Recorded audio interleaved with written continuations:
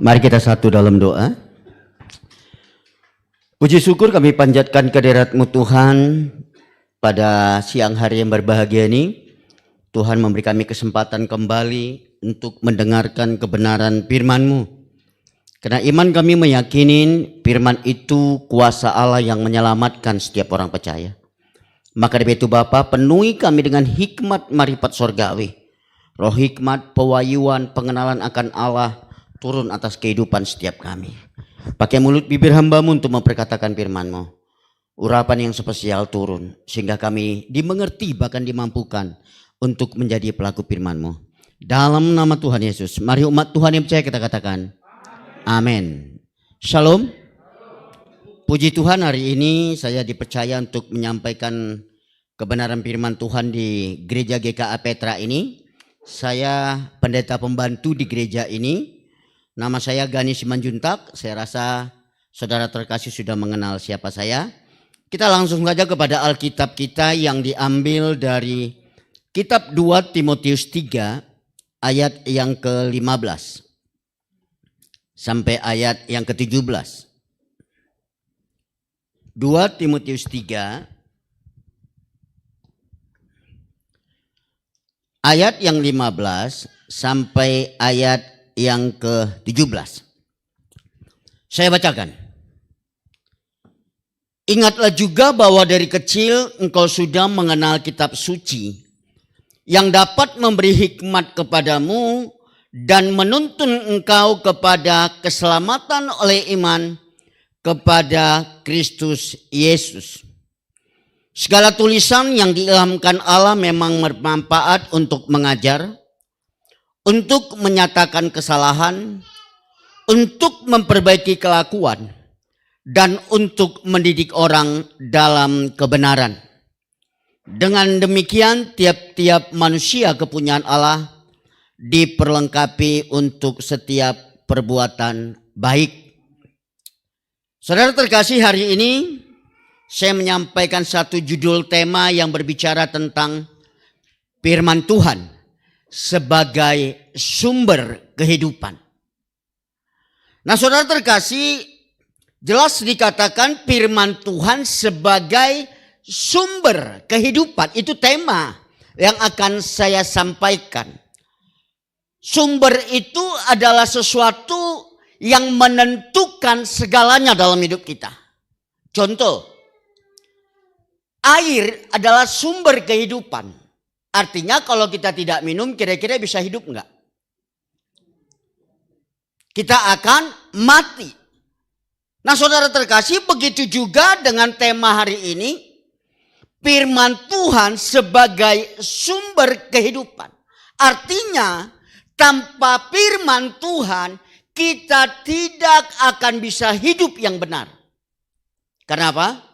Karena firman itu Allah itu sendiri. Dalam Yohanes 1 ayat 1 dikatakan pada mulanya adalah firman. Firman itu bersama-sama dengan Allah, firman itu Allah. Nah, saudara terkasih, kita lihat di ayat yang ke-15. Ingatlah juga bahwa dari kecil engkau sudah mengenal kitab suci. Surat yang kita baca ini adalah surat yang ditulis oleh Rasul Paulus kepada anak rohaninya, yaitu Timotius. Dan Paulus berkata dalam suratnya bahwasannya Timotius dari kecil sudah mengenal kitab suci. Yang menjadi pertanyaannya mungkin, siapa yang memperkenalkan kitab suci kepada Timotius? Karena masih kecil. Bisa jadi masih seumur anaknya Hendrik tadi. Bisa jadi masih seumur daripada anaknya Jenny tadi. Nah, saudara terkasih, dalam 2 Timotius 1 ayat yang ke-5 saya bacakan. Sebab aku teringat akan imanmu yang tulus ikhlas, yaitu iman yang pertama-tama hidup di dalam nenekmu Lois dan di dalam ibumu Eunike, dan yang ku yakin hidup juga di dalam dirimu.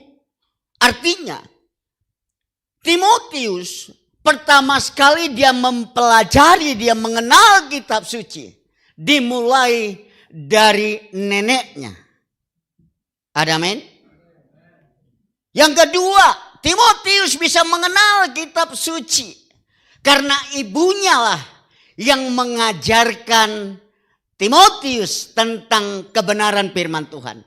Jadi tadi pertanyaan Pak Yoyi, apakah Saudara Hendrik Pero begitu juga dengan saudari Jenny siap untuk mengajarkan anak-anaknya? Kita harus tetap siap.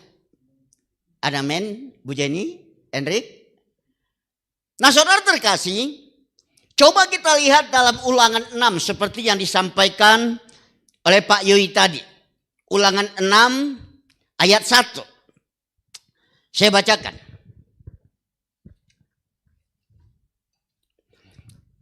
Inilah perintah, yakni ketetapan dan peraturan yang aku ajarkan kepadamu atas perintah Tuhan Allahmu untuk dilakukan di negeri kemana kamu pergi untuk mendudukinya. Dikatakannya dalam Ulangan 1 ini, inilah perintah. Bukan sekedar usul, bukan sekedar saran daripada Tuhan, tapi inilah perintah, dan perintah itu disampaikan kepada Musa. Dan Musa harus kembali menyampaikan kepada bangsa Israel pada saat itu. Apa perintahnya? Seperti yang sudah disampaikan Pak Yoyi tadi di ayat 5-nya. Kasihilah Tuhan Allahmu dengan segenap hati, segenap jiwa, dengan segenap kekuatan. Nah ini yang harus kita ajarkan berulang-ulang kepada anak cucu kita. Di saat kita di rumah, mungkin di saat kita di warung, di saat sebelum kita tidur, di saat kita bangun tidur, firman Tuhan itu harus tetap diajarkan. Amin. Nah saudara terkasih, tujuannya apa? Coba kita lihat dalam Ulangan 6 ayat yang kedua. Supaya seumur hidupmu, engkau dan anak cucumu takut akan Tuhan Allahmu dan berpegang pada segala ketetapan dan perintahnya yang kusampaikan kepadamu. Jadi tujuan kita mengajarkan anak-anak kita, memperkenalkan firman Tuhan kepada anak-anak kita, supaya anak-anak kita dan kita sendiri menjadi umat yang takut akan Tuhan. Amin. Coba kita lihat kondisi sekarang ini. Dalam 2 Timotius 3 ayat yang pertama. Dikatakan, ketahuilah bahwa pada hari-hari terakhir akan datang masa yang sukar. Kira-kira udah terjadi belum ini? Sudah. Saya sendiri merasa ini terjadi sekarang ini.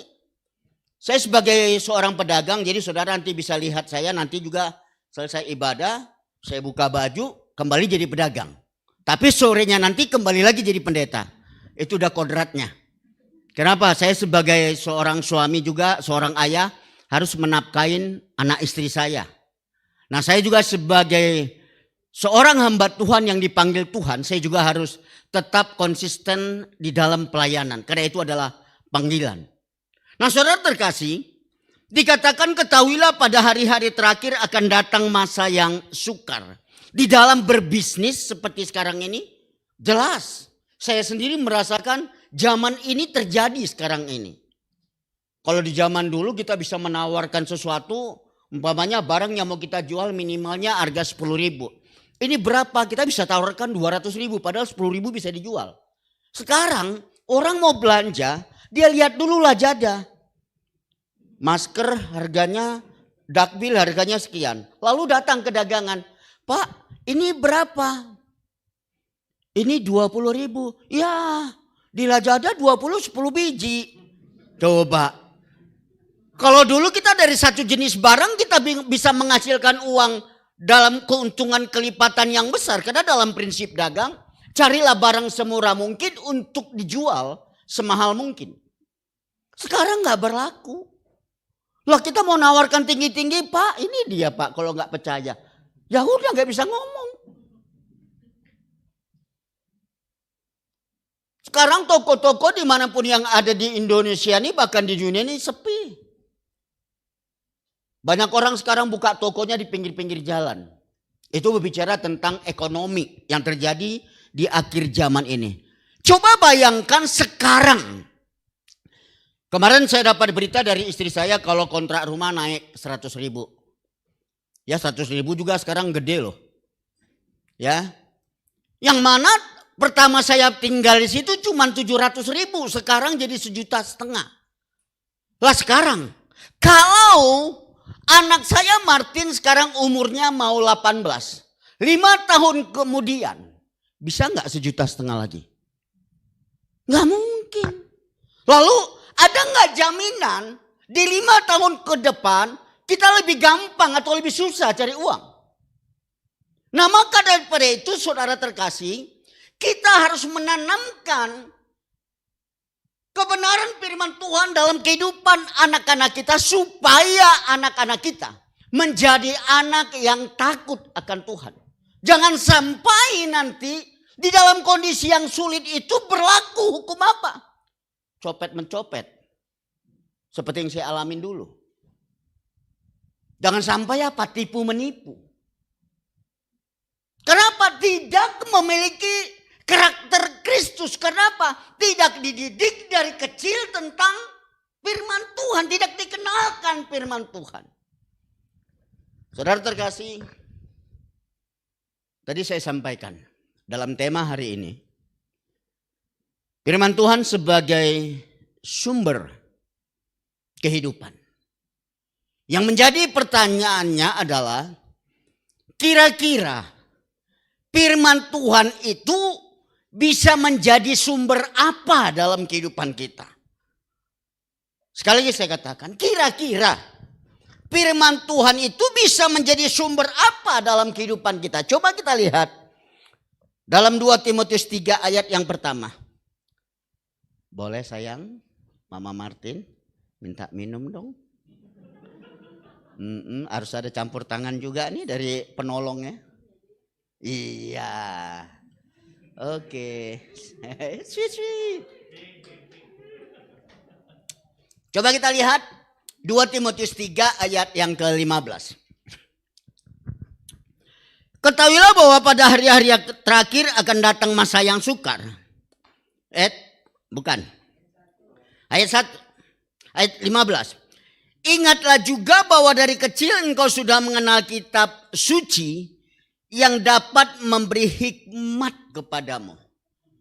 Jadi saudara terkasih, firman Tuhan dapat memberikan sumber hikmat.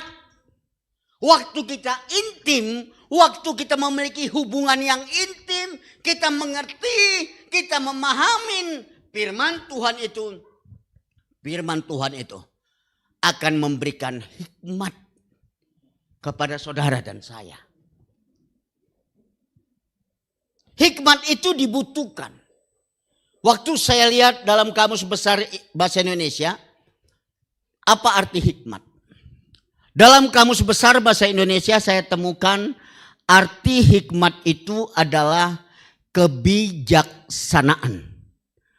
Artinya, di akhir zaman ini di dalam kehidupan kita pribadi lepas pribadi, kita membutuhkan kebijaksanaan dalam menentukan langkah kehidupan kita. Tadi alasannya yang pertama karena di zaman akhir ini ekonomi susah. Dan di ayat yang kedua dalam 2 Timotius 3, ayat yang kedua dalam Timotius 3 dikatakan begini. Manusia akan mencintai dirinya sendiri dan menjadi hamba uang. Mereka akan membual dan menyombongkan diri. Mereka akan menjadi pemfitnah. Mereka akan berontak terhadap orang tua dan tidak tahu berterima kasih.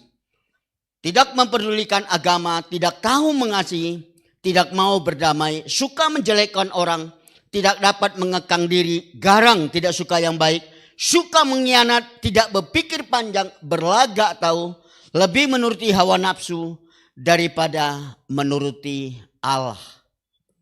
Artinya di akhir zaman ini kalau yang pertama tadi dalam kondisi ekonomi sukar, yang kedua di akhir zaman ini kasih itu hilang. Diakibatkan karena apa? Karena banyak umat Tuhan sekarang yang tidak mengenal kitab suci. Kitab suci hanya dibawa waktu di saat dia meninggal aja. Di saat meninggal diletakkan di kepalanya. Tujuannya apa, Pak? Supaya nanti ada bacaannya. Lah hidup aja gak mau baca, gimana meninggal? Hidup aja gak mau baca. Lalu di saat dia mati dibikin Alkitab di samping kepalanya. Adapun Alkitab di rumah, wah suci banget, benar-benar masih dalam plastik bungkus aslinya. Padahal itu Alkitab udah bertahun-tahun dibeli. Saking sucinya masih tetap, segelnya pun masih tetap. Itu benar-benar asli kitab suci. Ya udah 5 tahun Pak Yoyo dibeli. Masih rapi, segelnya, bandrolnya masih ada tuh nempel di lemari. Artinya apa? Di akhir zaman ini kasih orang tawar karena dia tidak mau intim dengan firman Tuhan itu. Makanya kita sebagai orang tua, kita sebagai anak-anak Allah, kita harus intim dengan firman Tuhan. Kita harus mengenal firman Tuhan. Karena lewat kebenaran firman Tuhan, kita diberikan hikmat kebijaksanaan. Dalam mengambil keputusan, dalam bertindak, dalam berkata-kata, dalam berpikir. Kita dapat kebijaksanaan daripada Tuhan. Kadang-kadang saya juga bingung. Banyak orang Kristen yang berkata, aku mau menjadi orang yang berhasil. Tapi baca Alkitab nggak mau. Kira-kira bisa berhasil nggak? Banyak orang berkata, saya harus berhasil. Dalam pekerjaan saya harus berhasil. Tapi baca Alkitab nggak mau. Bisa berhasil nggak? Alkitab jelas berkata, orang yang mempelajari firman Tuhan siang dan malam, orang yang merenungkan firman Tuhan siang dan malam, apa saja diperbuatnya berhasil. Kita sebagai orang percaya menjadi pedoman kita adalah Alkitab. Dan Alkitab jelas berkata kalau kita mau menjadi orang yang berhasil di dalam pekerjaan kita, di dalam pergaulan kita, di dalam membina rumah tangga, di dalam mendidik anak-anak, dasar kita adalah firman Tuhan. Ada amin? Kalau tidak kita sebagai orang tua mendidik anak kita bisa dengan cara tradisional dulu. Kalau kakek saya mengajarkan bapak saya dengan main maki-maki, main pukul-pukul. Bapak saya melakukan hal yang sama. Tradisi itu turun. Waktu pulang sekolah bapak saya nanya, Mart, Gani mana nilaimu? Ini Pak. Begitu dilihat, dia tetap anak kita. Kasih hadiah. Lalu bagaimana kalau anak kita nilainya 3 atau 2? Oh kau bukan anakku. Ketukar di rumah sakit. Kejam amat.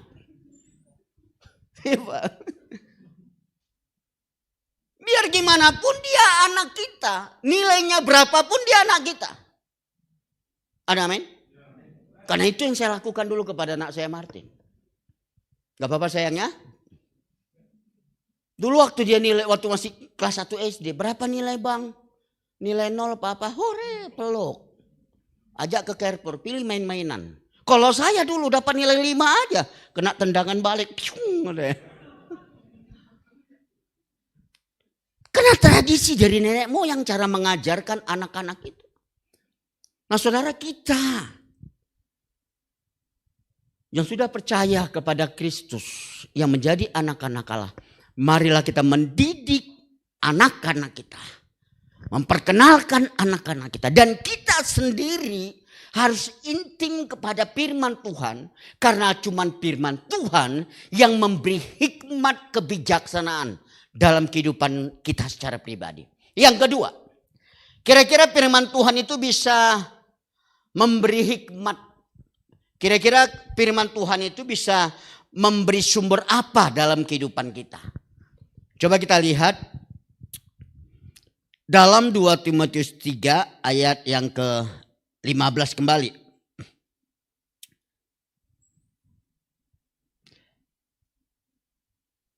Dua Timotius 3 ayat yang ke-15.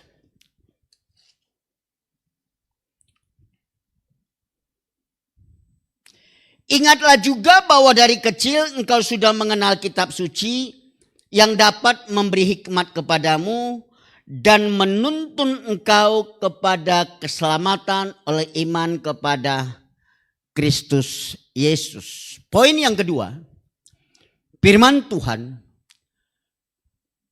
itu dapat memberikan sumber kehidupan. Dikatakan di ayat 15, yang menuntun engkau dan saya kepada keselamatan. Hanya firman Tuhan yang dapat menuntun engkau dan saya kepada keselamatan. Tahu artinya menuntun? Coba sini Hendrik, sini bentar. Ini yang namanya menuntun tuh begini. Jadi waktu kita intim dengan firman Tuhan itulah yang menuntun kita. Alkitab katakan firman itu terang bagi jalanku. Jadi firman itu yang menerangin setiap langkah kehidupan kita. Sehingga apa? Sehingga kita bisa mendapatkan keselamatan itu. Karena hanya dari firman Tuhanlah kita bisa mengetahui kita selamat apa tidak. Amin. Hanya dari firman Tuhan kita tahu kita selamat apa tidak. Maka dari itu kalau kita tidak mau baca Alkitab, kita tidak mau merenungkan firman Tuhan, kita tidak mau intim dengan firman Tuhan, dari mana kita mendapatkan keselamatan itu? Nah saudara terkasih, di saat ditulisnya surat ini, kondisi pada saat itu lagi gencar-gencarnya pengajaran sesat. Dan sekarang ini juga begitu gencarnya pengajaran-pengajaran sesat. Wah, gencar sekali. Nah, kalau kita tidak didasari dengan kebenaran firman Tuhan yang benar, jangankan selamat, kacau bisa hidup kita. Maka dari itu saudara terkasih, kalau kita mau hidup kita diselamatkan, mari kita baca, pelajari firman Tuhan ini. Karena hanya firman Tuhan yang bisa menuntun kehidupan saudara dan saya supaya kehidupan kita bisa diselamatkan. Amin. Jangan sampai kita salah pemahaman. Maaf, saya ambil satu kata yang sekarang ini memang seringkali terjadi. Ya, ini agak doktrin dikit. Di dalam Filipi 2 ayat yang ke-12.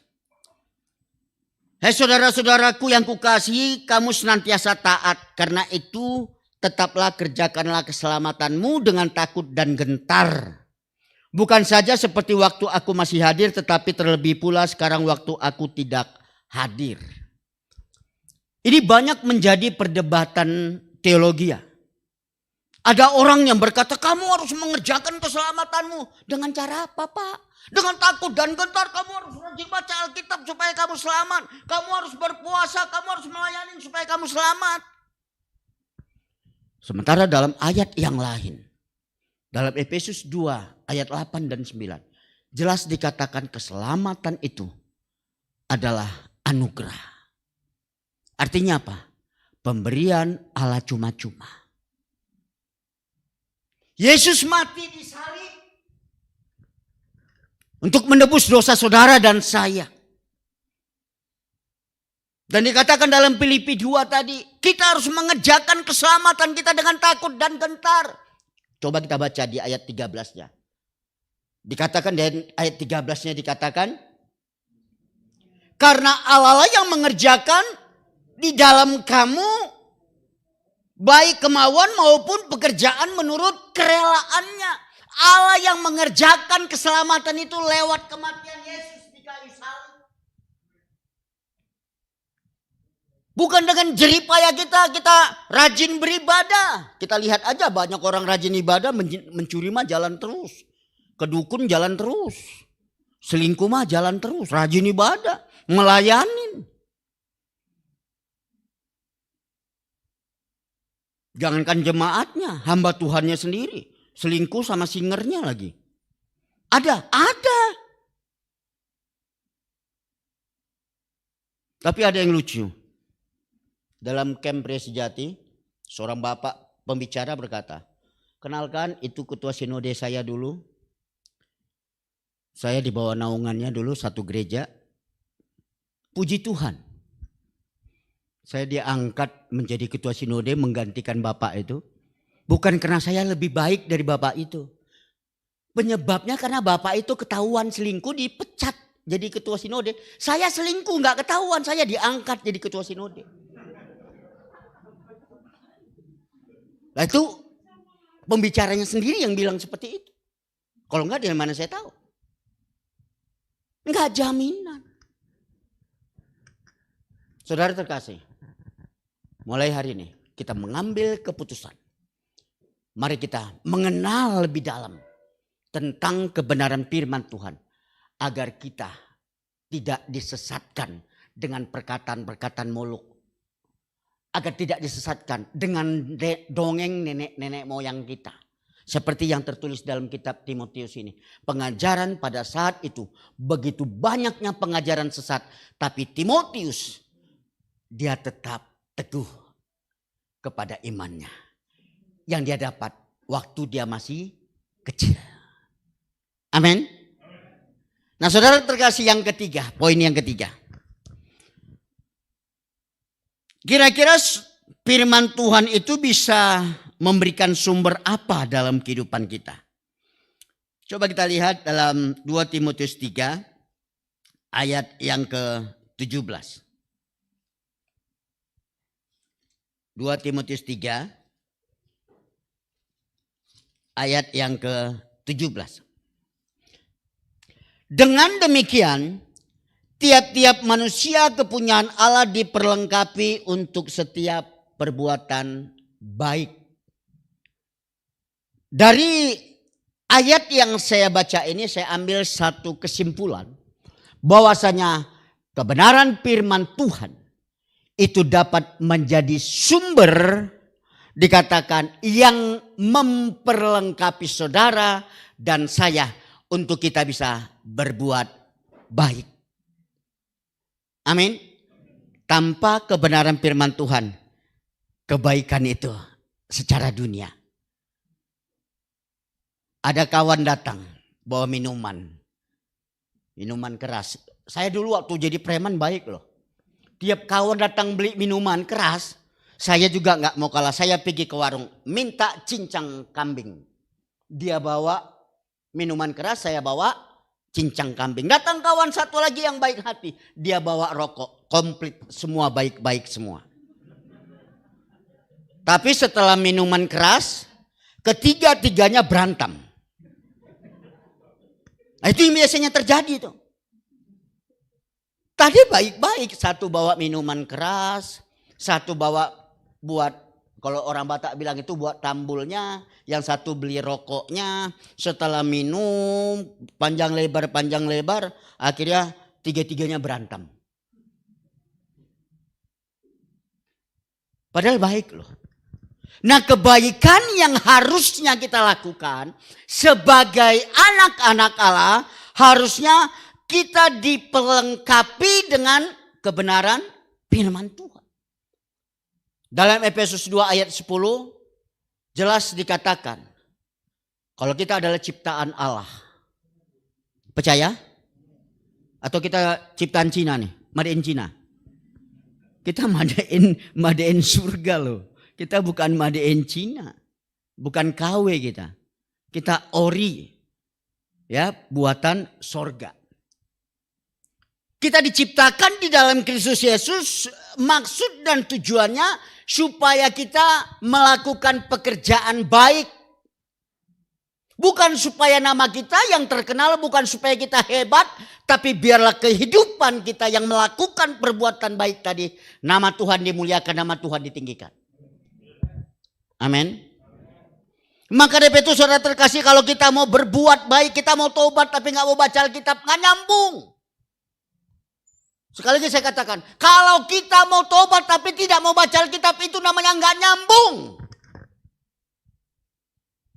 Karena cuman firman Tuhan jelas berkata, firman Tuhanlah yang bisa memperlengkapi kita untuk setiap perbuatan baik.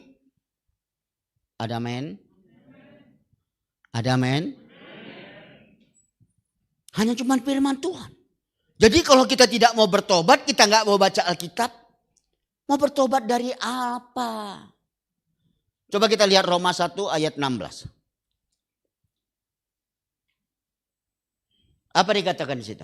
Roma 1 ayat 16. Boleh baca satu orang?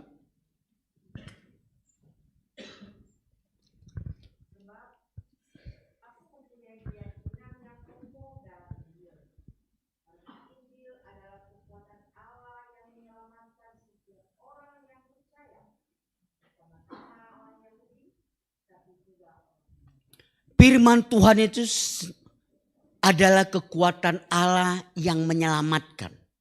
Saudara, kalau kita nggak makan nasi lah umpamanya sehari aja, gimana kondisi kita? Lemas. Roh kita juga butuh makanan. Kalau kita mau bertobat, mau hidup dalam kebaikan, kita tidak disuplai dengan firman Allah. Artinya apa? Kita tidak disuplai dengan kuasa Allah. Pertobatan bagaimana itu?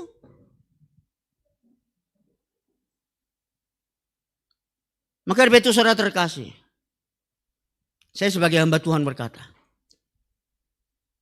mari kita baca Alkitab terus tanti intinya. Karena waktu kita baca itu nih, lihat saya kasih contoh, dimasukin firman Tuhan ke dalam pikiran kita. Dimasukin firman Tuhan. Apa yang terjadi?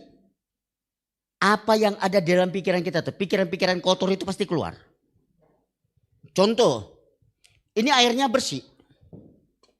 Ya, kalau saya bawa ke air keran, ke keran itu ke sumber, firman Tuhan adalah sumber yang menyelamatkan. Saya bawa ke sumbernya, lalu air keran itu mancur ke dalam. Kira-kira apa yang terjadi?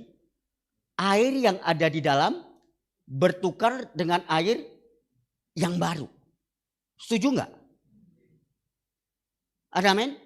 Isi firman Tuhan terus. Isi firman Tuhan. Mengerti nggak mengerti? Isi firman Tuhan. Isi firman Tuhan. Karena dalam 2 Timotius 3 ayat 16 dikatakan, hanya firman Tuhan yang dapat mengubahkan kehidupan kita. Nggak bisa kekuatan kita mau merubah hidup kita. Nggak bisa. Coba 2 Timotius 3 ayat 16-nya. Apa dikatakan di situ? 2 Timotius 3 ayat 16.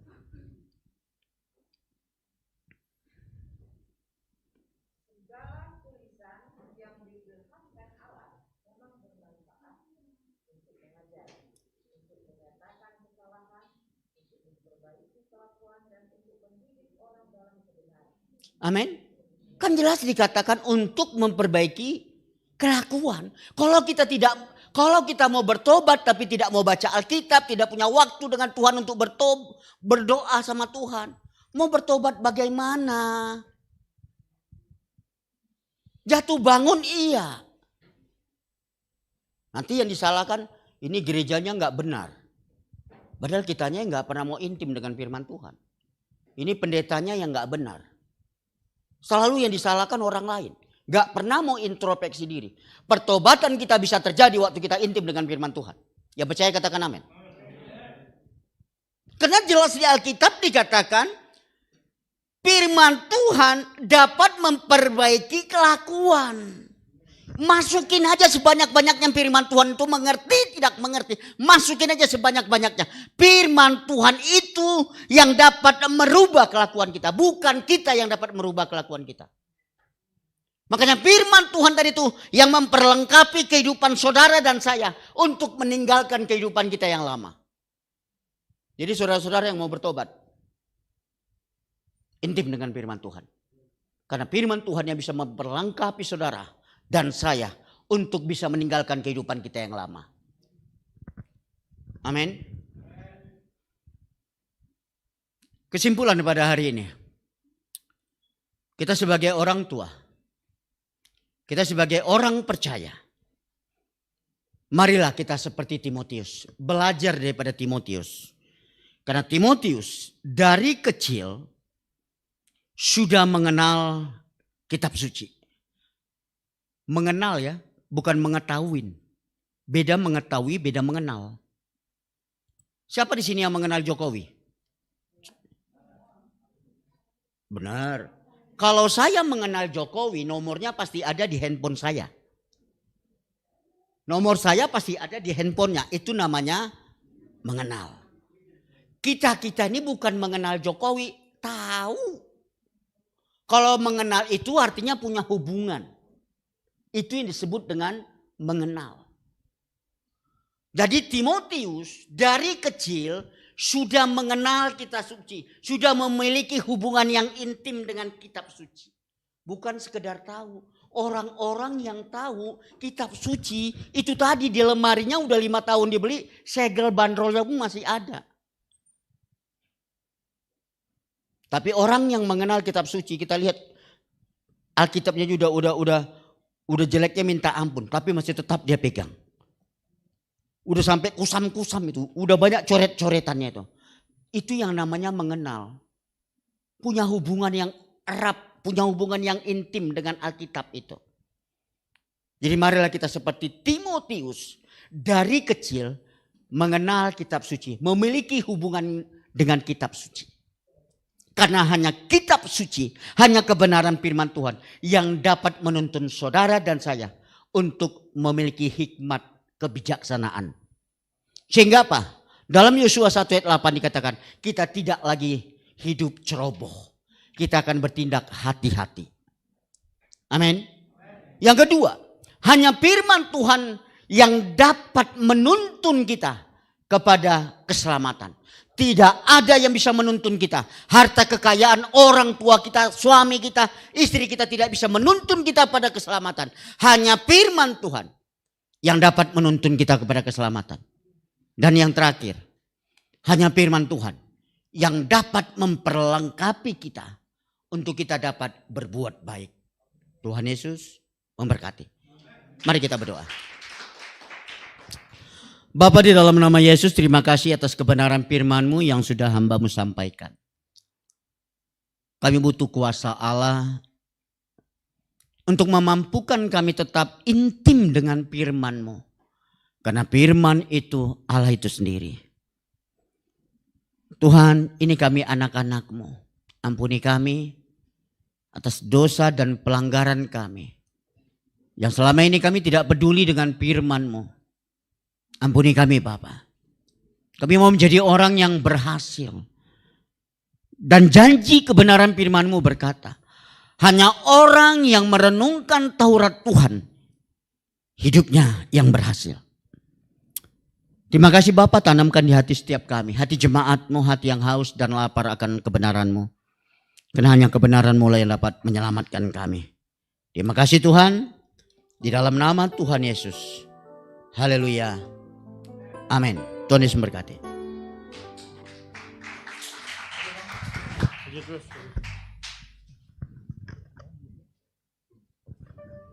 Bapak Ibu, kita tiba pada persembahan. Ada 2 kotak yang tadi diingatkan, ada di depan sama di belakang, di ketiang. Mari kita berdoa. Terima kasih banyak ya Bapak untuk firman-Mu yang luar biasa. Biar itu tanam dalam hati kami sekali lagi dan lagi. Kami sekarang menyiapkan untuk memberikan persembahan. Kami memberi dengan sukacita karena kami tahu semuanya berasal daripada-Mu. Biarlah dipakai bagi kemuliaan-Mu. Di dalam nama Tuhan Yesus kami datang memberi dengan sukacita dan syukur kami kepada-Mu. Amin.